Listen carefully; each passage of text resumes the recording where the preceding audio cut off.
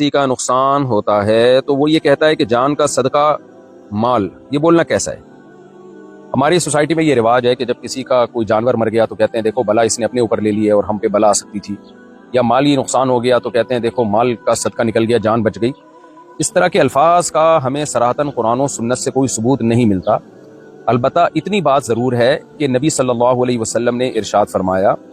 کہ ایک مومن کو جب بھی کوئی تکلیف پہنچتی ہے تو یہ کسی نہ کسی، حدیث کا مفہوم اپنے الفاظ میں پیش کر رہا ہوں، تو یہ کسی نہ کسی خیر کا پیش خیمہ ہوتی ہے، اس سے کوئی گناہ معاف ہو رہا ہوتا ہے یا کچھ بھی ہو رہا ہوتا ہے، کوئی خیر ہی ہوتی ہے اس میں۔ تو اس بات کا امکان بہرحال ہے کہ اللہ نے مالی نقصان کروا کے جانی نقصان سے بچا لیا ہو، ہم نے نہ وہ جانی نقصان آتا ہوا دیکھا نہ وہ مالی نقصان آتا ہوا دیکھا، تبھی تو یؤمنون بالغیب، قرآن کہتا ہے کہ اللہ کی باتوں کو بن دیکھے یقین کرتے ہیں۔ تو جب اللہ نے کہہ دیا اور اللہ نے اپنے نبی صلی اللہ علیہ وسلم کی زبان مبارک سے کہلوا دیا کہ ہر مصیبت میں کوئی خیر ہے، تو وہ خیر پھر کس طرح سے وہ اللہ ہی بہتر جانتا ہے۔ اس کے بدلے ہمارے گناہ معاف ہوتے ہیں، یہ تو یقینی ہے۔ یہ بھی ہو سکتا ہے کہ چھوٹی مصیبت میں ڈال کے اللہ بڑی مصیبت سے بچا لے، جیسے مرنے کے بعد کچھ لوگوں کو قبر کا عذاب ہوگا، لیکن وہ قبر کا عذاب ان کے لیے رحمت بنے گا، اس لیے کہ وہ بڑے عذاب سے ان کو بچا لے گا، میدان حشر کے اور جہنم کے عذاب سے اللہ چھوٹے عذاب دے کر ان کو بخش دیں گے۔ اور نبی صلی اللہ علیہ وسلم نے یہ بھی ارشاد فرمایا کہ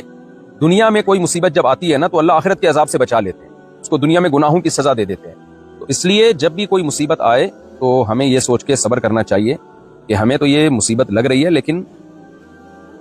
اس مصیبت نے عین ممکن ہے ہمیں کسی بڑی مصیبت سے بچا لیا ہو، یہ بات درست ہے۔